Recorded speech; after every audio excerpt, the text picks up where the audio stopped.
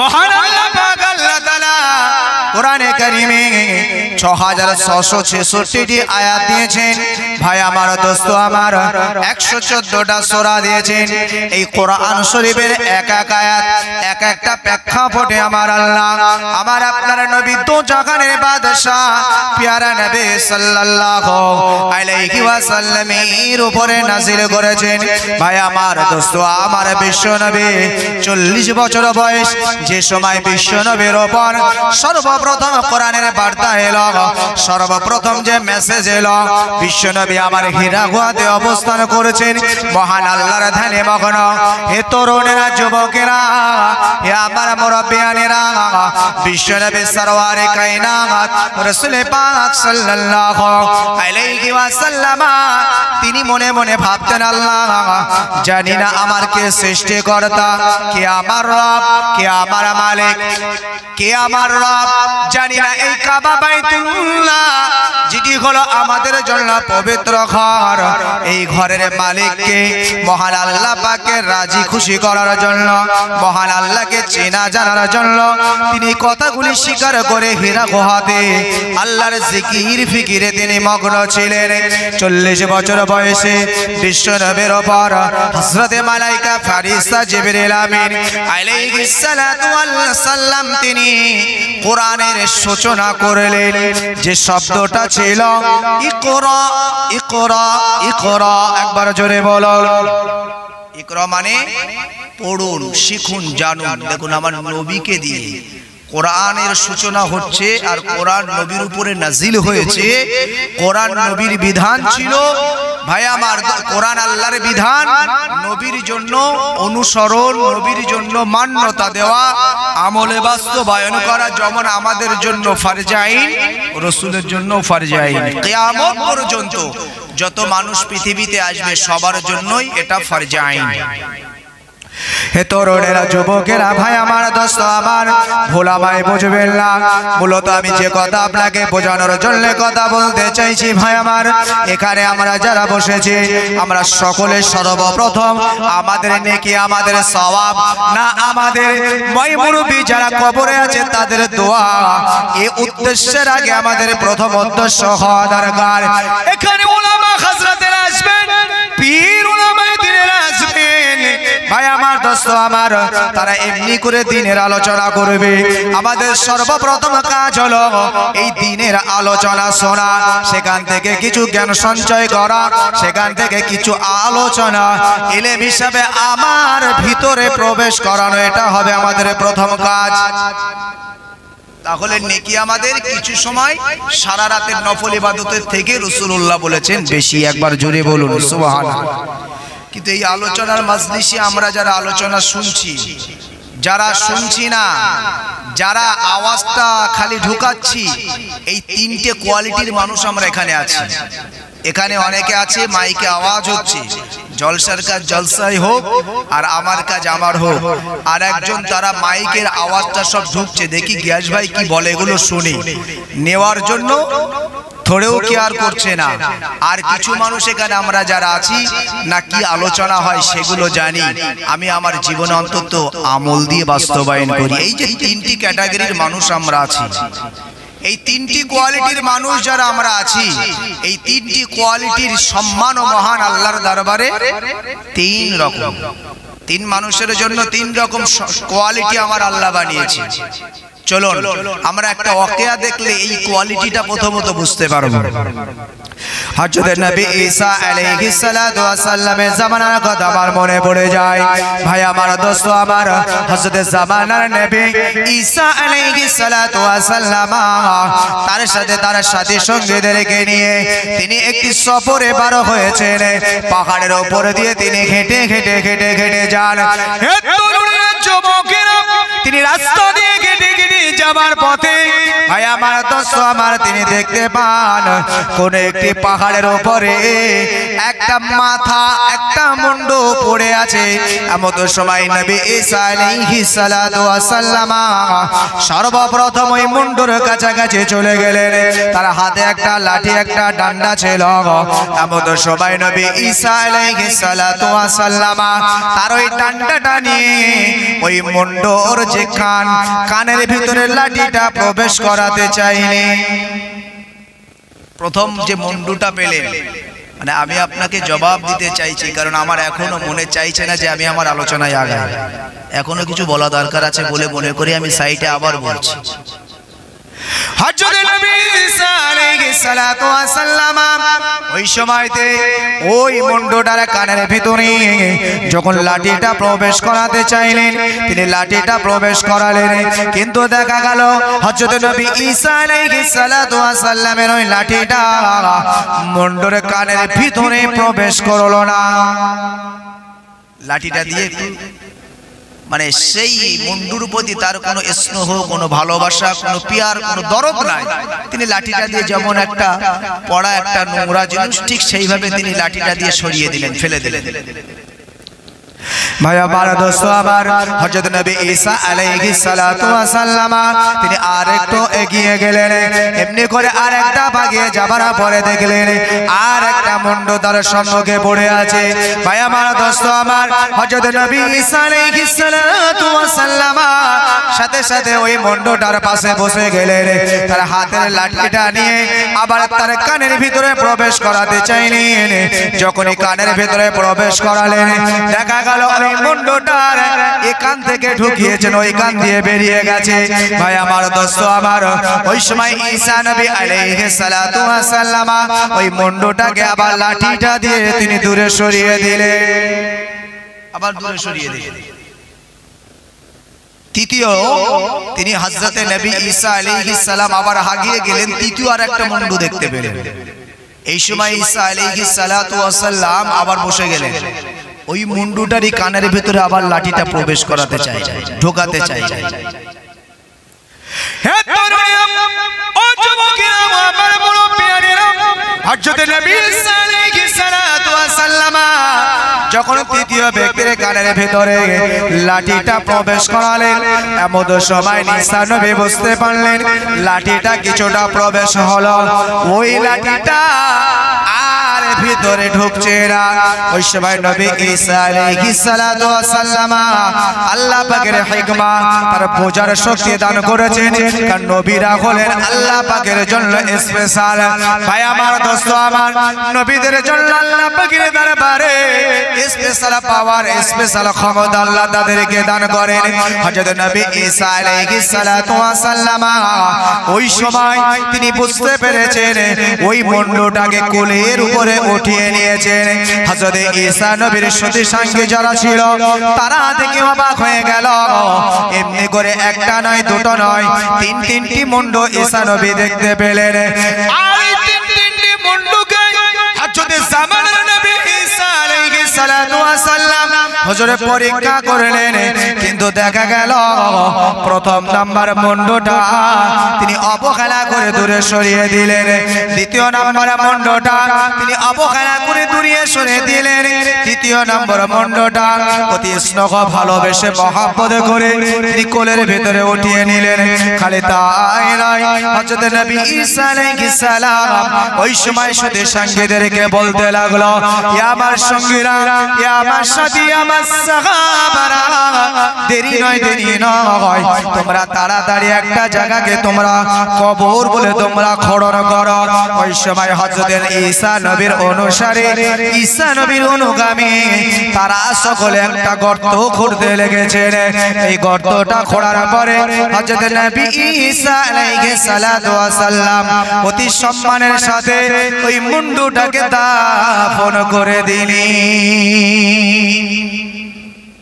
মুন্ডুটাকে দাফন করে দিয়ে ঈসা নবী আলাইহিস সালাতু ওয়াস সালাম তিনি আবার রাস্তা দিয়ে চলবেন, এমন সময় তার অনুসারী অনুগামী যারা ছিল তারা জিজ্ঞাসা করছে, হুজুর একটু দয়া করে বলবেন, আপনার কাছে আমাদের জিজ্ঞাসা যে মুন্ডুটাকে আপনি এই তিনটে মুন্ডু আপনি দেখলেন, তিনটে মুন্ডুর ভেতরে দুটো মুন্ডুকে আপনি অবহেলা করলেন, আর একটা মুন্ডুকে অতি সম্মানের সাথে আপনি তাকে অতি ইজ্জতের সাথে সেই মুন্ডুটাকে আপনি কবরস্থ করলেন, আর দুটোকে আপনি অবহেলা করলেন, অসম্মান করলেন, কারণটা বুঝতে পারলাম।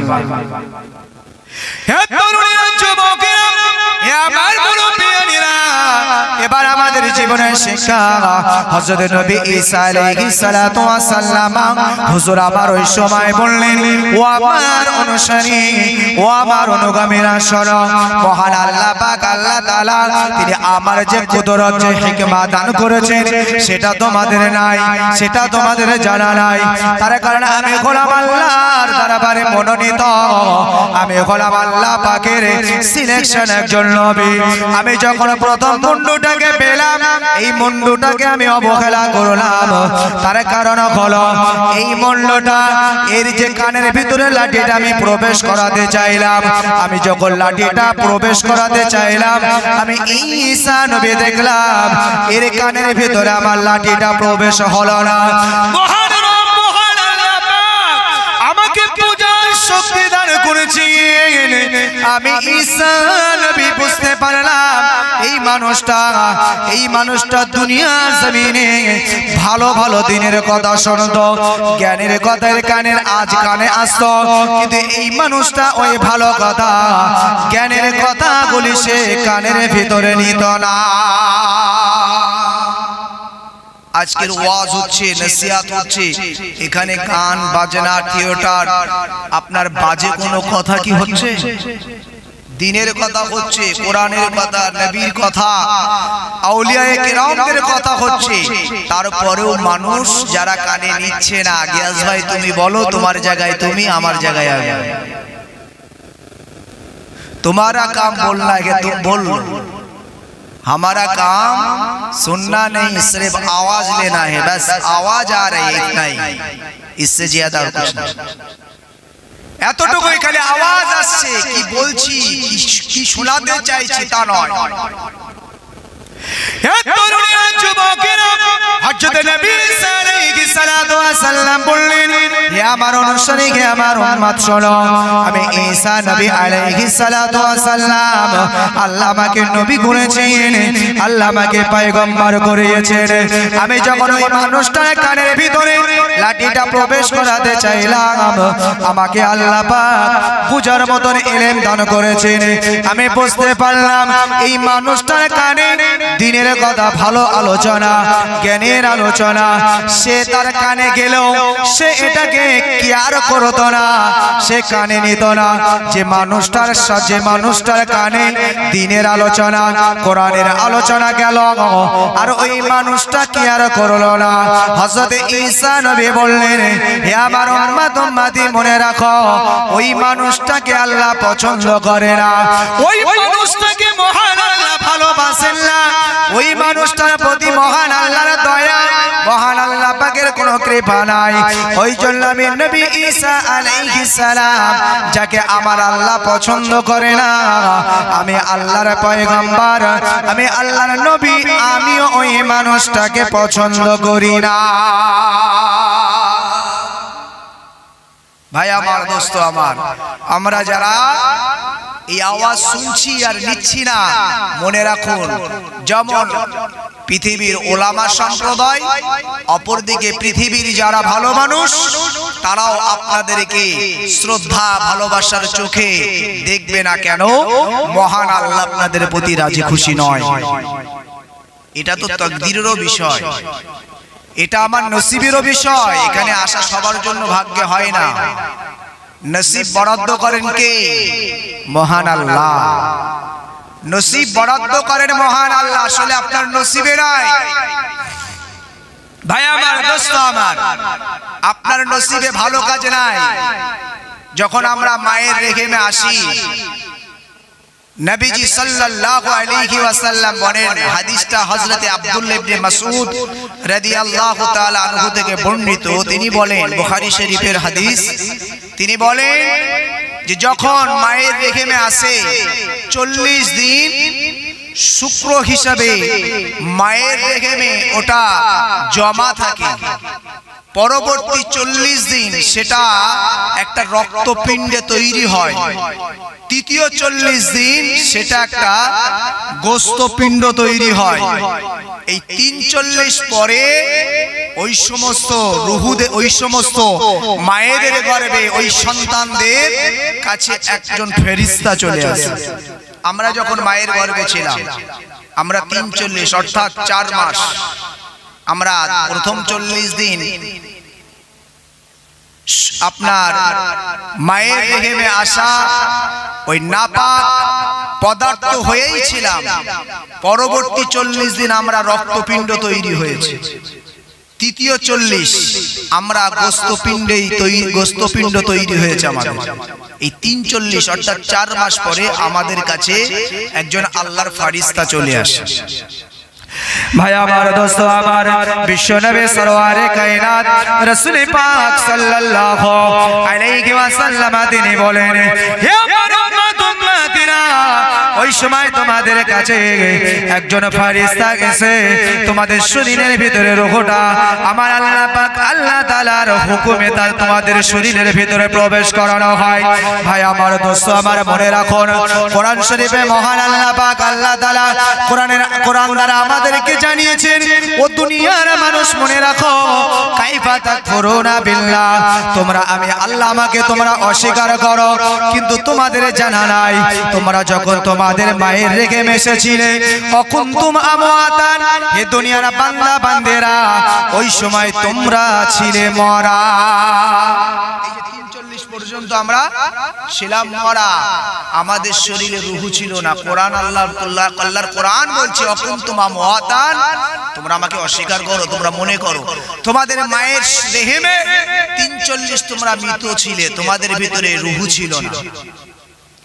হে সুলাইমানকে জওয়ানেরা, মহান আল্লাহ পাকের নবী সাল্লাল্লাহু আলাইহি ওয়াসাল্লাম তিনি বলেন, ওই সময় যখন তোমাদের কাছে একজন মালায়েকা ফেরেশতা চলে আসে, তোমাদের ভিতরে রূহটা দেওয়া হয়, এরপরে তোমাদের জন্য 4টি তোমাদের ভাগ্য লিপিবদ্ধ করা হয়, 4টি ভাগ্য লিপিবদ্ধ করা হয়। যদিও অন্যান্য হাদিসে এর অনেকগুলি বর্ণনা পাওয়া যায়, আমি একটি হাদিসের বর্ণনা আপনাকে বোঝাতে চাইছি। বুখারী শরীফের হাদিস, হাসান হাদিস। ভাই আমার, দোস্ত আমার, আব্দুল্লাহ ইবনে মাসউদ রাদিয়াল্লাহু তাআলা আনহু বলেন, মায়ের রেহেমে ওই সময় রূহটা ফুৎকারের পরে ফেরেশতা এসে তার ভাগ্য লিপিবদ্ধ করে 4টি বিষয়ের উপরে। 1 নাম্বার, তার হায়াত কতদিন থাকবে, দ্বিতীয় নাম্বার, সে কোন দিনে মরবে, তার হায়াত কতদিন হবে, আর তার মউত কোন দিনে হবে, তৃতীয় নাম্বার, ওর ভাগ্যটা সৌভাগ্য যে বিষয় বস্তু রয়েছে সৌভাগ্যের উপরে লেখা হয় দুটি, আর চতুর্থটা হলো তার দুর্ভাগ্যের বিষয়গুলো লেখা হয়। সৌভাগ্য আর দুর্ভাগ্য দেখলে আজকের এই জলসায়, এই জলসাকে কেন্দ্র করে যারা এসেছে এদের এই ভাগ্য লেখাও সেই দিন ছিল।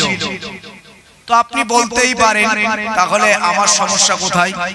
দোস্ত আমার নয়, কিন্তু এখানে আপনাকে একটা হাদিস প্রথমত শুনিয়ে রাখি, তারপরে আমি আরেকটা एग्जांपल আপনাকে দেব। قال النبي صلى الله عليه وسلم التقدير لا يرد الا بالدعاء। ও দুনিয়ার উম্মত উম্মতিরা, আমি বিশ্ব নবী সরওয়ারে কায়নাত জানিয়ে দিই, না না না, তোমাদের ভাগ্য মহান আল্লাহ লিপিবদ্ধ করেছে, কিন্তু হে দুনিয়ার মানুষ মনে রাখো, আমি বিশ্ব নবী রাসূল পাক জানিয়ে দিন তোমাদের এই ভাগ্য তোমাদের এই তাকদীরকে মহান আল্লাহ পরিবর্তন করেন না। তবে যদি পরিবর্তন করাতেই হয় তোমাদের চাহাত তোমাদের দোয়া তোমাদের আবেদন তোমাদের ইচ্ছা যদি মহান আল্লাহর দরবারে তোমরা প্রকাশ করো তোমাদের এই দোয়ার কারণেই তোমাদের তাকদীরটা পরিবর্তন করা হয়। হাদিসটা বুঝুন, আসলে আমাদের যে তাকদীর এই তাকদীর লিপিবদ্ধ আমরা যখন মায়ের রেখে এসেছি। তবে অন্য আরেকটা ব্যাখ্যা আপনি একটু বোঝার জন্য বুঝুন, তাকদীর লিপিবদ্ধ হয়েছে আরো কত পূর্বে বলা হয়েছে। হযরতে আদি পিতা নবী আদম আলাইহিস সালাম যিনি হলেন আমাদের আদি পিতা। ভাই আমি আলোচনায় প্রবেশ করছি। হযরতে নবী আদম আলাইহিস সালাতু ওয়াস সালাম যিনি হলেন আমাদের আদি পিতা এবং নবী মুসা আলাইহিস সালাম, হাদিসটি মুসলিম শরীফের হাদিস। তবে এ নিয়ে মতনৈক্য রয়েছে কোথায় তাদের সাক্ষাৎ হয়েছিল, কোথায় তাদের মোলাকাত হয়েছিল, এটা নিয়ে মতনৈক্য মত পার্থক্য রয়েছে। কিন্তু হযরতে নবী আদম আলাইহিস সালাম আর মুসা নবীকে এই দুইজনের সাথে একদিন মোলাকাত হয়েছিল। এই দুইজনের সাথে আদম নবী আর মুসা নবীর একদিন সাক্ষাৎ হয়েছিল। হাদিসটি মুসলিম শরীফের এবং হাসান হাদিস, সহিহ হাদিস। কিন্তু এই বিষয়টা নিয়ে ঠিক এই রকম মতনৈক্য রয়েছে যে আদম নবী মুসা নবীর কোথায় দেখা হয়েছে, এটা সেখানে সুস্পষ্ট নয়, মতনৈক্য রয়েছে। সেহেতু আমি বিষয়টা নিয়ে আলোচনা নাই কোথায় তাদের দেখা হয়েছে। জবানের নবী খদম আদম আলাইহিস সালাতু ওয়াস সালাম কি হযরত মুসা নবী প্রশ্ন করলেন, হে নবী হে আদম নবী, আমি মুসা আলাইহিস সালাতু ওয়াস সালাম আপনার কাছে আমার জানবার ইচ্ছা, আপনার কাছে আমার প্রশ্ন, একবার আপনি আমাকে বলুন হে আদম আলাইহিস সালাম, তোমাকে মহান আল্লাহ সৃষ্টি করেছিল, এই সৃষ্টির পরে আমার আল্লাহ পাক তোমার এবং বিবি মা হাওয়া আলাইহিস সালাম এই দুইজনের স্থান আল্লাহ পাক তার দয়ার জান্নাতে দিয়েছিল। কিন্তু হে নবী আদম, জান্নাতের সুন্দর আরাম সুন্দর আয়েশকে অপেক্ষা করে তোমাদেরকে মহান আল্লাহ নিষিদ্ধ করেছিল। তারপরেও তোমরা সেই নিষিদ্ধকে তোমরা অনিষিদ্ধকে তোমরা অবাধ্য হয়েছিলে। হে আদম একবার বলো, এবার আমার জানবার ইচ্ছা, এই ভুলটা যদি তুমি জান্নাতে না করতে হে আদম, তাহলে আমি মুসা নবী আপনি আদম নবী শেষ নবী পর্যন্ত পৃথিবীতে যত মানব জাতি আসবে এই মানব জাতি তাদের পৃথিবীতে দুনিয়াতে আসার কোনো ব্যাপার ছিল না। হে আদম, আমি মুসা একবার জানতে চাই কেন তুমি জান্নাতের ভিতরে আল্লাহর অবাধ্য হয়েছিলা? মুসা নবী খুব জেদি নবী ছিলেন। আল্লাহর কাছে জেদ করলেও মুসা নবী আল্লাহর জেদ, আল্লাহ যতক্ষণ তার জেদ বজায় না করতেন মুসা নবী ছাড়তেন না। আপনাদের জানা মুসা নবী আল্লাহর কাছে আরজু করেছিল, আল্লাহ আপনাকে দেখতে চাই, যদিও দেখা পসিবল নয় আল্লাহ বলেছিল, তারপরেও মুসা নবী মানেননি। আল্লাহ দেখার জন্য আসতে বলেছিলেন, কিন্তু এটা দেখা সম্ভব নয়, আল্লাহ তাকে দেখার সুযোগটাও দেন না। ভাই আমার দোস্ত আমার, মুসা নবী আল্লাহর কাছে যখন তখন তিনি নিজের ইচ্ছা মতন বাইনা করতেন, কিন্তু মহান আল্লাহ পাক আল্লাহ তাআলা তার বাইনা কখনো কখনো কবুল করেছেন। কিন্তু তার যে জেদ ছিল এটা সম্পর্কে কোনো সন্দেহ ছিল না। হযরত জামানার নবী মুসা আলাইহিস সালাতু ওয়াস সালাম আদম নবীর কাছে প্রশ্ন করলেন, হে ভাই আদম আলাইহিস সালাতু ওয়াস সালাম, আপনি জান্নাতের সুন্দর সুব্যবস্থাকে আপনি পরিহার করে কেন জান্নাতে আসার এই অবাধ্য কাজটা করেছিলেন?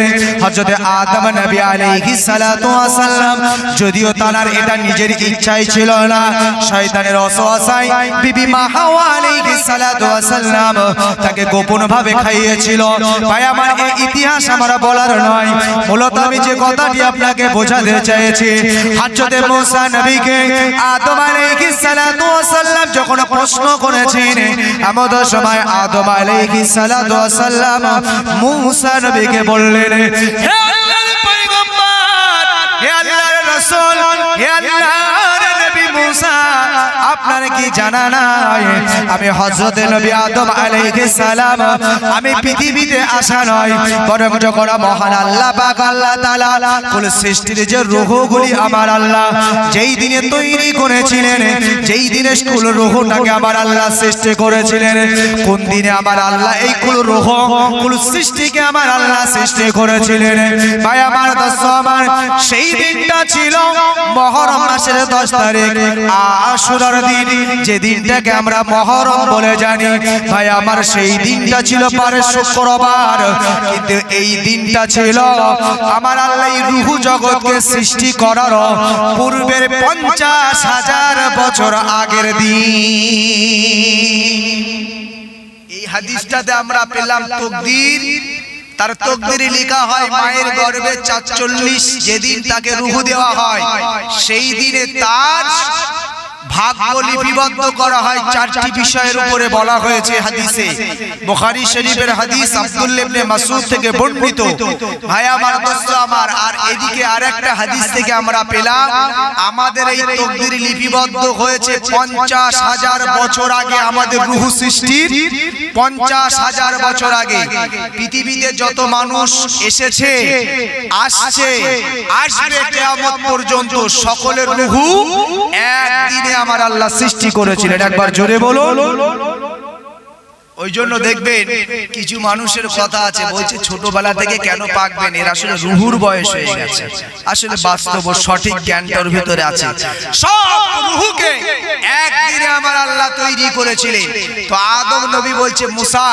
তোমার জানা নাই আমার এই তাকদীর আমার এই ভাগ্য আমার এই নসিব আমার আল্লাহ এই আমাকে অর্থাৎ পৃথিবীর সমস্ত রূহকে সৃষ্টি করারও 50,000 বছর আগে লিপিবদ্ধ করেছে আর এটার উপরে আমাদের বিশ্বাস করা হলো ঈমানের একটি অংশ ভাই আমার দোস্ত আমার আমানতু বিল্লাহি ওয়া মালাইকাতিহি ওয়া কুতুবিহি ওয়া রুসুলিহি ওয়াল ইয়াউমিল আখিরি ওয়াল কদরি আমার আল্লাহ পাক আল্লাহ তাআলা এখানে ঈমানের অনেকগুলি শাখার কথা বর্ণনা করেছেন আমানতু বিল্লাহ তোমরা আল্লাহর উপরে বিশ্বাস করো ওয়া মালাইকাতিহি তোমরা মালায়েকা ফেরেশতাদের উপরে বিশ্বাস করো ভাই আমার অকুতুবিহি তোমরা আল্লাহর দেওয়া গাইড বুক আল কোরআনের প্রতি বিশ্বাস করো আর রসুলিহি তোমাদের কাছে আমার রাসূলকে প্রেরণ করেছি রাসূলের উপরে বিশ্বাস করে কি করো ওয়াল ইয়াউমিল আখিরি আখিরাত যে একটা জগৎ মরণের পর ইন্তেকালের পরে আমাদেরকে কবরে যেতে হবে জান্নাত জাহান্নাম আমাদের জন্য আল্লাহ রেখেছেন কিয়ামত বলে একটা কিছু হবে এই আখিরাতের উপরে বিশ্বাস করা আল কদরি খাইরিহি ওয়া শাররিহি মিনাল্লাহি তাআলা ভাই আমার দোস্ত আমার এই নসিব এই তাকদীর যা কিছু হয় মহান স্রষ্টার পক্ষ থেকেই হয় এটার প্রতি বিশ্বাস করা ঈমানি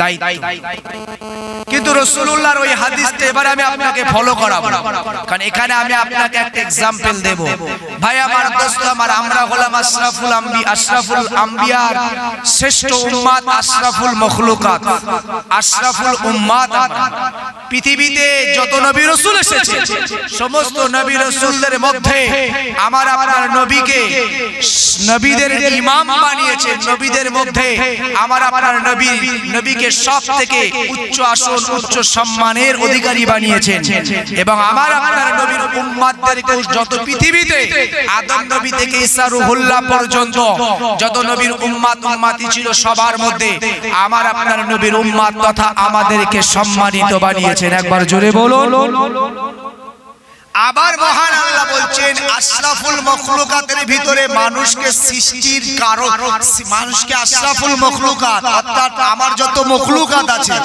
তার মধ্যে সবথেকে শ্রেষ্ঠ বানিয়েছি আমি আল্লাহ আল্লাহর মখলুকাত পিপিলিকা আল্লাহর মখলুকাত গরু ছাগল ভেড়া যত আপনার প্রাণী জগৎ আছে সবই হলো আল্লাহর এক একটা মখলুকাত 18,000 মখলুকাত রয়েছে মানুষ গরু ছাগল ভেড়া ইত্যাদি ভাই আমার দোস্ত আমার আল্লাহ বলছে যত আমার এই প্রাণী জগৎ আছে তাদের মধ্যে সবথেকে শ্রেষ্ঠ হে মানব হে মনুষ্য জাতি আমি আল্লাহ তোমাদেরকে বানিয়েছি একবার জোরে বলুন কেন বানিয়েছি হে তরুণেরা, যুবকেরা, হে আমার মুরব্বিয়ানেরা, বিশ্বনবী সরওয়ারে কায়নাত রাসূল পাক সাল্লাল্লাহু আলাইহি ওয়াসাল্লাম বলেন, হে আমার উম্মতিরা মনে রাখো, আমি বিশ্বনবী জানিয়ে দিই তোমাদেরকে সর্বশ্রেষ্ঠ সর্বোত্তম বানানোর কারণ হলো মহান আল্লাহ পাক আল্লাহ তাআলা তোমাদের ভিতরে দিয়েছেন ইলম, তোমাদের ভিতরে দিয়েছে জ্ঞান, তোমাদের ভিতরে দিয়েছেন বিবেক। ও তরুণেরা, যুবকেরা, হে আমার মুরব্বিয়ানেরা, রব্বুল আলামিন আল্লাহ পাক আমাদের এমন ইলম দিয়েছেন, এমন জ্ঞান, এমন বিবেক দিয়েছেন, যদি আমাদের এক হাতে আগুনকে রাখা হয় আর এক হাতে যদি ফুলের তালাকে তুলে দেওয়া হয়, আমরা কোনটা খারাপ আর কোনটা ভালো আমরা বুঝতে পারি না। হে তরুণেরা, যুবকেরা, যদি কেউ একজন গালি দেয় আর কেউ একজন ভালো কথা বলে, এটা আমরা বুঝি না। কেউ যদি মদ পান করে আর কেউ যদি ভাই আমার জুস পান করে, ভালো কোনটা খারাপ কোনটা বুঝি না। মহান আল্লাহ পাকের নবী বললেন, ও আমার উম্মতিরা মনে রাখো, আমি বিশ্বনবী সরওয়ারে কায়নাত রাসূল পাক সাল্লাল্লাহু আলাইহি ওয়াসাল্লাম জানিয়ে দিই, শুধুমাত্র তোমাদেরকে শ্রেষ্ঠত্ব দেওয়ার কারণ হলো আল্লাহ পাক তোমাদের ভিতরে দিয়েছেন ইলম, তোমাদের ভিতরে দিয়েছেন আমার আল্লাহ জ্ঞান, তোমাদের ভিতরে দিয়েছে বিবেচনা, বিবেক। ভাই আমার, দোস্ত আমার, ও আমার উম্মতিরা, যে ইলম যে জ্ঞান তোমাদের দিয়েছেন, না, জঙ্গলের বড় পশু হলো হাতি, হাতিকে আমার আল্লাহ দেয় নাই। বড় হিংস্র পশু হলো জঙ্গলের বাঘ, বাঘকে দেয় নাই। লম্বা পশু হলো জঙ্গলের বড় বড় সর্প, তাদেরকেও আমার আল্লাহ দেয় নাই। ভাই আমার, দোস্ত আমার, সব থেকে সাদা প্রাণী হলো খরগোশ, না, তাদেরকেও, এই খরগোশকেও তোমাদের যে ইলম দান করেছে সে ইলম তাদেরকে দেয় না। এবার একটু আমরা যদি নিজেরা নিজেদের ভাষায় বোঝে, কত আমাদেরকে আল্লাহ দামি বানিয়েছে। ভাই আমাদের ওজন অনেক কম, হাতির থেকে অনেক কম, কিন্তু হাতির ওজন অনেক বেশি, শক্তি অনেক বেশি। তারপর হাতিকে আমার আল্লাহ বললেন না আশরাফুল হাতি, বলেনি। ভাই আমার, দোস্ত আমার, তবে এই শক্তিশালী একজন হাতি, এত ওজনের একটা হাতি, ভাই আমার, দোস্ত আমার, আপনি চলে যান বীরভূমে। ভাই আমার, দোস্ত আমার, বীরভূমের জঙ্গলে যদি আপনি যান, এই জঙ্গলে আপনার বুনো হাতি থাকে। এই বুনো হাতি যদি মানুষের সামনে পড়ে, মানুষ তাকে তাড়াবে না, হাতি তাকে তাড়াবে। আরে একসঙ্গে বহু মানুষ, তাও আপনার বহু মানুষ গেলেও হাতির সামনে তাদেরকে আগুন জ্বালিয়ে যেতে হয়, হাতিকে ভয় দেখানোর জন্য। হাতি আগুনের প্রচন্ড ভয় করে। ভাই আমার, দোস্ত আমার, আমি গত কয়েক বছর আগে আমি বীরভূম মোড়ালে একটা জলসা করেছিলাম, এরকম জঙ্গলের, জয়পুর জঙ্গলের মধ্যে একেবারে একটা গ্রাম। তো সেইখানে এইসব বিষয় নিয়ে আমার একটু আলোচনা সমালোচনা হয়েছিল। তা থেকে আমার যতটুকু অভিজ্ঞতা, তারা যেমনটি বলেছিলেন, তো তাদের আমি দেখছি জলসার পাশেই প্রচুর বিচলি রেডি করা, পাখাটি রেডি করা, বাধা সব। আমি জিজ্ঞাসা করলাম কি ব্যাপার ভাই এগুলো? বলছে ভাই আমাদের পাশেই জঙ্গল, তো ওখানে ওই জঙ্গলের সাইডে ইলেকট্রিক তার আছে, কিন্তু অনেক সময় হাতিরা ওই ইলেকট্রিক তার ছিঁড়েও ঢুকে পড়ে, গ্রামে পাড়ায় চলে আসে। তো এগুলো প্রস্তুত রেখেছি, যদি বাই চান্স আমাদের এই জলসায় কোনোভাবে হামলা হয় সেটাকে প্রতিহত করার জন্য এটা আমাদের ব্যবস্থা হলো। যাক আলহামদুলিল্লাহ, ভালো অভিজ্ঞতা একটা এলো। তো আপনাকে আমার যদি একটা বুনো হাতির সামনে আমার একাকি দাঁড় করিয়ে দেয়, আমি হাতির দিকে যাব না, হাতি আমার দিকে আসবে? একটু বলুন, হাতি আমার দিকে আসবে। হে তরুণেরা, যুবকেরা, আমার মুরব্বিয়ানেরা, একবার যদি আমরা আমার নিজেকে নিয়ে যদি ভাবি, হাতি আর আমি কখনো এক নয়।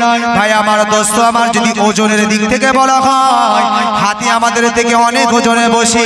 ভাই আমার, দোস্ত আমার, হিংস্র পশুর ক্ষেত্রে যদি বলা হয় যে আমি বড় শক্তিশালী, আমি বড় ক্ষমতাবান, মানুষ সিংহ বাঘের কাছে নয়। একটা সিংহর যে ক্ষমতা, একটা সিংহর শরীরে যে পাওয়ার, একটা সিংহর শরীরে যে শক্তি, এই শক্তি কিন্তু আমাদের শরীরে নাই। হে তরুণেরা, যুবকেরা, হে আমার মুরব্বিয়ানেরা, এক ঘরে যদি সিংহ রাখা হয়, বাঘ রাখা হয়, আর বলা হয় তুমি কত বড় শক্তিশালী, একবার ঘরে ঢুকে তুমি ওর সাথে লড়াই করো, কেউ যাবে নাকি? ভাই আমার, দোস্ত আমার, আমরা কত সাদা কত পরিষ্কার। যদি আমরা দেখি খরগোশের থেকে সাদা কিন্তু আমরা নয়। যদি আমরা লম্বাইটা যদি মাপি, ভাই আমার, দোস্ত আমার, আমরা যে যার নিজের হাতের 3.5 হাত, হয়তো 6 ফুট, তার থেকে হয়তো একটু বেশি, তার থেকে আর একটু বেশি হয়, এর থেকে বেশি ব্যতিক্রম দেখা যায় না। এ তরুণেরা, যুবকেরা, আমার মুরব্বিয়ানেরা, জঙ্গলে এক ধরনের সর্প রয়েছে, সাপ রয়েছে, যারা কিনা 20-22 হাত লম্বা। তাহলে লম্বার কাছেও আমরা হেরে গেলাম, কিন্তু আল্লাহ আমাদেরকে আশরাফুল মখলুকাত, আশরাফুল মানব বানিয়েছেন। কেন? হে তরুণেরা, যুবকেরা, এবার আপনি বলুন, যে বাঘকে দেখে আমরা ভয় পাই, যে সিংহকে দেখে আমরা ভয় পাই, যে হাতি হলো আমাদের থেকে ওজনে অনেক বেশি, কিন্তু এই মানুষই আবার সেই হাতির মাথায় চড়ে চড়ে বেড়ায়। ভাই আমার, দোস্ত আমার, এই মানুষই সেই সিংহ বাঘগুলিকে নিয়ে সার্কাস খেলা দেখায়, এই মানুষই সেই সর্পগুলোকে নিয়ে, ভাই আমার, দোস্ত আমার, গ্রামে গ্রামে পাড়ায় পাড়ায় খেলা দেখায়। কথা ঠিক না বল? কিভাবে এটা সম্ভব? হে তরুণেরা, যুবকেরা, হে আমার মুরব্বিয়ানেরা, নবী বলেছেন তোমাদেরকে মহান আল্লাহ শ্রেষ্ঠত্ব দেওয়ার পিছনে উদ্দেশ্য হলো তোমাদের ভিতরে আল্লাহ দিয়েছে ইলম, তোমাদের ভিতরে আল্লাহ দিয়েছে জ্ঞান। এমন জ্ঞান আল্লাহ আমাদেরকে দিয়েছেন, এমন ইলম আমাদেরকে দিয়েছেন। একটা হাতিকে আমরা আমাদের জ্ঞানের আলোকে, একটা বনের পশুকে আমরা পোষ মানিয়ে ফেলি, আমরা জঙ্গলের হিংস্র একটা বাঘ, হিংস্র একটি সিংহকে আমরা খাঁচায় বন্দি করে তাদেরকে এমন ভাবে আমরা বশ করিয়েছি আমাদের ইলম, আমাদের জ্ঞান দ্বারা, আমাদের শিক্ষা দ্বারা, আমরা এই সিংহ বাঘকে নিয়ে সার্কাস খেলা দেখাচ্ছি। কথা ঠিক না বল? হ্যাঁ যুবকেরা, আমার মুরব্বিয়ানেরা, যদি এবার একটু উল্টো করে বলা যায়, দেখুন সম্ভব হবে কিনা এটা দেখুন। ভাই আমার, দোস্ত আমার, ওই হাতির দল যাদেরকে নিয়ে আমরা খেলছিলাম, এরা একদিন ছাড় পেয়ে গেল, জঙ্গলে চলে গেল, জঙ্গলের সমস্ত হাতিদেরকে একত্রিত করলো। হে আমার জঙ্গলের সাথে ভাইয়েরা, দীর্ঘদিন আমাকে তারা ধরে নিয়ে, তারা আমাকে নিয়ে খেলিয়েছে। আর নয়, আর নয়, আমি পালিয়ে চলে এসেছি, আমি ওখান থেকে বেরিয়ে এসেছি, কারণ শুধুমাত্র একটা, না না না, এতদিনে মানুষ আমাকে নিয়ে খেলা করেছে, তারা আমার মাথায় চড়ে বেরিয়েছে, এবার আর হবে না, এবার জবাব, এবার পাল্টা জবাব হবে। এবার থেকে মানুষকে নিয়ে আমরা হাতির দল খেলবো। হাতির দল আলোচনা মিটিং করছে, সভা করছে। সিংহের দল, বাঘের দল, তারাও চলে গেল। সমস্ত সিংহের দল বাঘের দলকে ডেকে বলল, ভাই না না না, আর নয়, এতদিনে মানুষের গোলামি করেছি, এতদিনে মানুষের গোলামি করেছি, আর নয়, আর নয়, এবার আমার উদ্দেশ্য হলো জবাব, আমরা প্রতিবাদ করব, প্রতিহত করব। এবার আমাদের জবাব হবে ওই মানুষদেরকে নিয়ে আমরা বাঘেরা খেলবো। ভাই আমার, দোস্ত আমার, এবার আপনি বলুন, বাঘ যদি সমালোচনা, বাঘ যদি সভা করে, সম্মিলন করে, এমনি করে মিটিং করে, হাতি যদি সভা করে, সম্মিলন করে, মিটিং করে, তারপরেও কি সম্ভব মানুষকে নিয়ে খেলা দেখাতে পারবে ওরা? এটা আপনাদের কোথায় জানা আছে নাকি? কোনো মানুষকে নিয়ে বাঘ, সিংহ এরা খেলা করে, খেলা দেখায়? কখনোই এটা সম্ভব নয়। তার কারণ হাতিকে আল্লাহ ও ইলম দেননি যে একটা মানুষকে বশ করাবে, সিংহকে আল্লাহ জ্ঞান দেননি যে একটা মানুষকেও বশ করাবে। হে তরুণেরা, যুবকেরা, হে আমার মুরব্বিয়ানেরা, ভাই আমার, দোস্ত আমার, আল্লাহ এমন ইলম, এমন জ্ঞান দিয়েছেন, যে ইলম, যে জ্ঞানের কারণে আমরা জঙ্গলের বড় বড় পশু, হিংস্র পশুদেরকেও আমরা তাদেরকে এইভাবে, তাদেরকে আমরা আমাদের পোষ মানিয়ে নিই, কিন্তু তারা আমাদের পারেন না। নবীজি কথাই তো বললেন, ও আমার উম্মত, উম্মতিরা, তোমাদেরকে আল্লাহ এমন ইলম, এমন জ্ঞান দিয়েছে, যে ইলম, যে জ্ঞান দ্বারা আমার আল্লাহ পাক, আল্লাহ তাআলাকে চিনা জানা, কোনটা খারাপ কোনটা ভালো, এটা তোমাদেরকে জানতে আর কোনো অসুবিধা নাই। তোমরা তোমাদের নসিবে দেখতে পাও হয়তো খারাপটা লেখা আছে, তোমার সামনে মদের পাত্র চলে এলো, তোমার কাছে মদের গ্লাস চলে এলো, বন্ধু বান্ধব চক্করে পড়ে তুমি মদটা খাবে না খাবে না।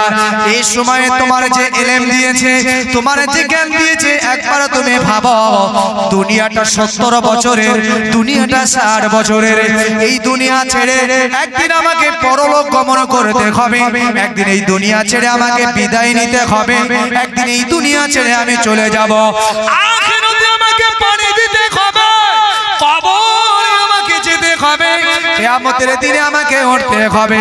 ওই দিনে মহান আল্লাহর দরবারে আমি নাজাত পাবো না যদি এই হারাম খাদ্যটা আমি আমার মুখে উঠিয়ে নিই। ওই সময় যদি এই ব্রেনের ভিতরে এই চিন্তাটা আসে, আপনি একবার মনে মনে ভাবুন, যারা মদ পান করে এই মদ খাওয়াটা ভালো না খারাপ তারা জানে না জানে না জানে না জানে না। মদ খেয়ে আমি মাতাল হয়ে বাড়ি যাব, বিবির সাথে আমার সম্পর্ক ভালো, কিন্তু মদ খাওয়ার পরে ঘরে এসে বিবি কথা বললে বিবির পিঠি মার পড়বে। পরে অনেক স্বামী বলে, হায় রে আমার স্বামীটা ভালো, যখন ওই হারাম ওর পেটে ঢোকে তখন বাড়ি এসে আমার সাথে কি দুর্ব্যবহার করে, যখন মদ খায় না আমার সাথে কোনো ব্যাপারই নয়।